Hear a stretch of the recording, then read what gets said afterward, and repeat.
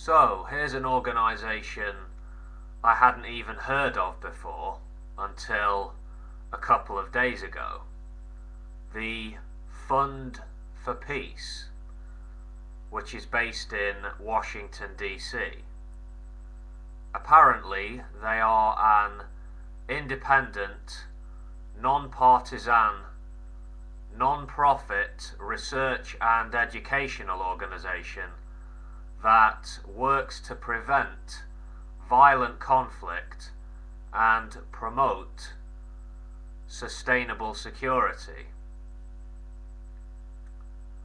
Earlier this year, the Fund for Peace produced the Failed States Index, the 7th annual Failed States Index to be precise. You can go to their website and download the book, read it for yourself if you like. I recommend that you do so. Basically, the index draws on a huge amount of information to analyse 177 countries and rate them on a dozen indicators of pressure on the state during the previous year. And taken together, a country's performance on this battery of indicators shows how stable or unstable it is. The Failed States Index's worst performers are number 1, Somalia, number 2, Chad, number 3, Sudan, number 4, the Democratic Republic of Congo, number 5, Haiti, 6, Zimbabwe, 7, Afghanistan,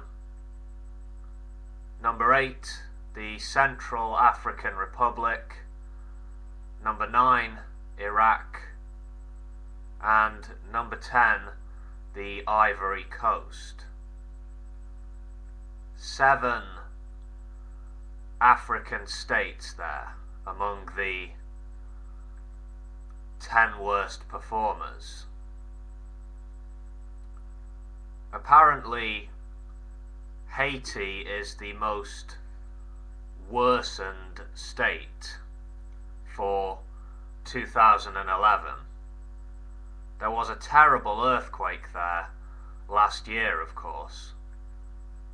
A terrible disaster. And the Haitian state has been unable to deal with the fallout. Very sad. Somalia has occupied the worst spot, top of the Failed States Index, for the past 4 straight years. That country has so many serious problems. I haven't heard anyone say anything really positive about Somalia in my lifetime. I honestly haven't. According to the 2011 index, the most improved country is Georgia. So, well done to them. Let's hope Georgia can continue on a positive track. They were having some real problems just a few years ago. Here's a not so positive statistic. A quarter of the world's population live in the 60 worst ranking countries on the 2011 Failed States Index. Oh dear, oh dear.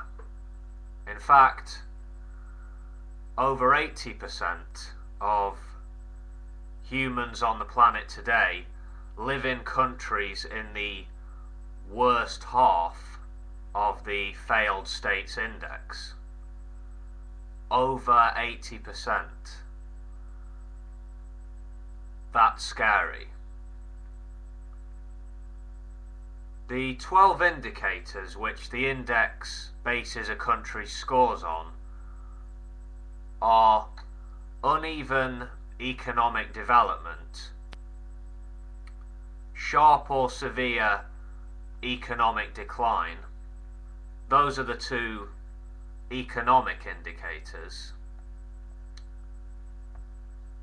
Then you have the social indicators, which are mounting demographic pressures, massive movement of refugees or internally displaced persons, vengeance-seeking group grievance, and chronic and sustained human flight.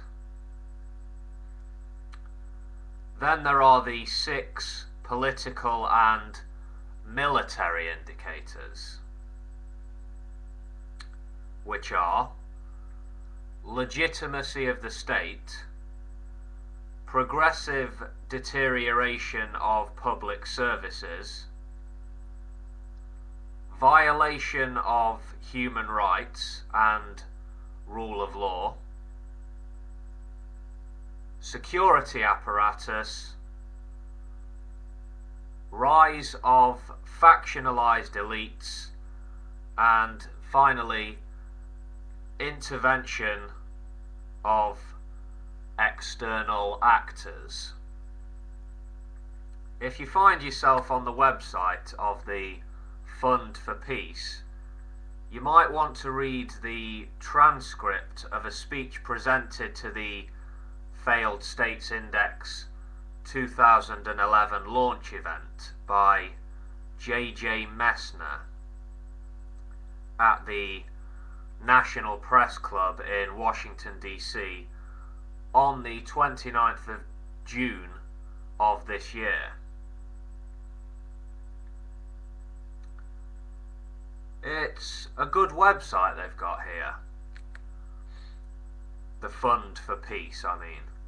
Plenty of interesting publications, good layout, good information pages, very impressive.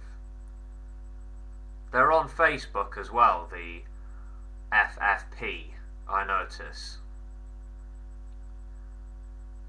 I found reading the country profiles on their website to be